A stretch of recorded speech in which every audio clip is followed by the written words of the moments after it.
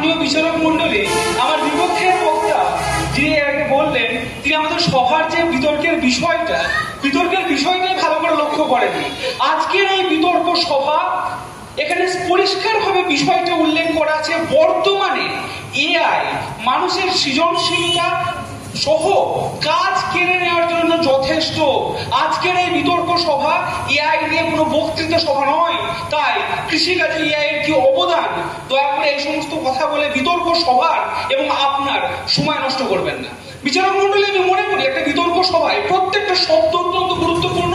আর আজকের এই বিতর্ক সভা মূলত দাঁড়িয়ে আছে তিনটে শব্দের উপরে: বর্তমান, সৃজনশীলতা এবং কাজ কেড়ে নেওয়া। বিচারক মন্ডলী, আমাদের সমাজে যখনই কিছু একটা চলনসই বা গড়পড়তা জিনিসপত্রের মাঝে একটা চমৎকার কিছু আসে, তখনই সমাজে একটা গেল রব ওঠে। যখন সমাজে কম্পিউটার এসেছিল, তখন এক শ্রেণীর বুদ্ধিজীবী বলেছিলেন যে না, এই কম্পিউটারকে আসতে দেওয়া যাবে না, এই কম্পিউটার এলে প্রচুর মানুষের চাকরি চলে যাবে। কিন্তু হলোটা কি? এই কম্পিউটারই কর্মসংস্থান করে দিল। এই কম্পিউটার হাজার হাজার শিক্ষিত ছেলে মেয়েকে বাইরের দেশে গিয়ে সেখানে তাদেরকে কর্মসংস্থানের ব্যবস্থা করে দিল। বিচারক মন্ডলী, আমাদেরকে বুঝতে হবে আমরা একটা ডাইনামিক পৃথিবীতে বাস করি এবং তার সাপেক্ষে প্রত্যেক দিন আমাদের পরিবর্তন হতে হবে। বিচারক মন্ডলী, আর্টিফিশিয়াল ইন্টেলিজেন্স বা এআই যাকে নিয়ে আমাদের এত বিতর্ক, আমাদেরকে দেখতে হবে যে সে কি আদেও মানুষের সৃজনশীলতাকে কিনে নেওয়ার জন্য যথেষ্ট। আচ্ছা, মানুষের যে সৃজনশীলতা, মানে সেটা যদি কাটতে হয়, তাহলে নিশ্চয়ই মানুষের থেকে বেশি সৃজনশীল হতে হবে। তাই এআই কি সৃজনশীল? আচ্ছা বিচারক মন্ডলী, আপনাকে বিপক্ষের বক্তাদের বক্তব্য শুনতে হবে না। আপনি আপনার ফোনে হোয়াটসঅ্যাপ মেটা এআই খুলুন, আপনি এআই কে জিজ্ঞাসা করুন, can AI win a Nobel prize in future? AI আপনাকে উত্তর দেবে, AI is unlikely to win a Nobel prize in future as it lakhs human experience, human touch, originality and creativity. অর্থাৎ খোদ AI বলছে এআই এর কাছে ক্রিয়েটিভিটি নেই।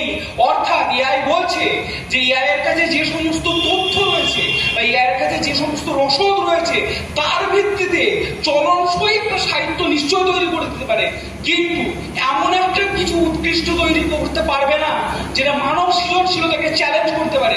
বিচারক মন্ডলীর সত্যজিৎ রায়, তিনি যখন পথের পাঁচালী শুট করছেন, তখন তিনি গোটা সিনেমাটা একটা প্রাকৃতিক আলোয় করেছিলেন।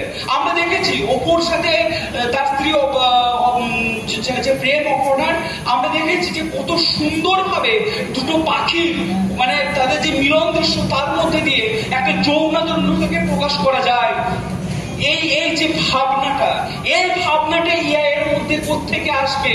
এই ভাবনাটা যদি আপনি এআই এর মধ্যে রাখেন, তাহলে তো নিশ্চয়ই আসতে পারে। আরেকটি বিষয় বিচারক মহাশয়, আমার সময় 5 মিনিট।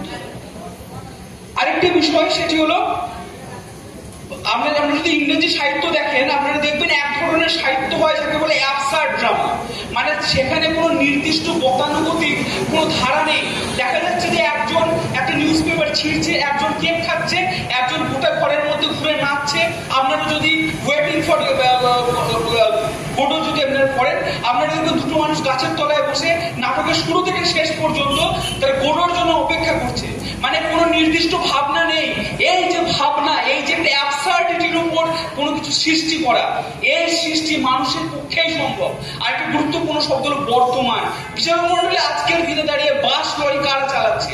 নিশ্চয়ই মানুষ চালাচ্ছে। আজকের দিনে দাঁড়িয়ে আপনি ট্রেনের টিকিট কাটতে গেলে আপনাকে টিকিট কে দেয়? এআই দেয় না মানুষ দেয়? ট্রেন কে চালাচ্ছে? মানুষ চালাচ্ছে নাকি এআই চালাচ্ছে? এই যে আমরা দেখেছি সম্প্রতি একটা ধর্ষণ কাণ্ড যেটা ঘটেছে, অত্যন্ত মর্মান্তিক ঘটনা, সেই টিমের ইনভেস্টিগেটিং অফিসার কারা? এরা কি মানুষ নাকি এআই? নিশ্চয়ই মানুষ। তাহলে বর্তমানে সমাজ ব্যবস্থা পরিচালনা করছে মানুষ, বর্তমানে রাজ্য চালাচ্ছে মানুষ, বর্তমানে কোর্টে ভার্ডিক্ট দিচ্ছেন যে বিচারপতি, সেই বিচারপতি মানুষ। তাই এত কিছুর পরে সভা কিরকম ভাবে এরকম একটা সিদ্ধান্তে পৌঁছেছে যে বর্তমান সমাজে এআই মানুষের কাজ কেড়ে নেওয়ার জন্য যথেষ্ট। আজকে এআই কোথায়? আজকের যে কর্মজগৎ, আজকের যে কর্মক্ষেত্র, সকালে যে ছেলেটা সাইকেল চালিয়ে পেপার দিয়ে যায়, সেই ছেলেটা থেকে শুরু করে রাতের শেষ রাতে ট্রেন থেকে যে মানুষটা বস্তা বস্তা চাল নামাচ্ছে স্টেশনে, সেই মানুষটা পর্যন্ত আজকে এআই কোথায়?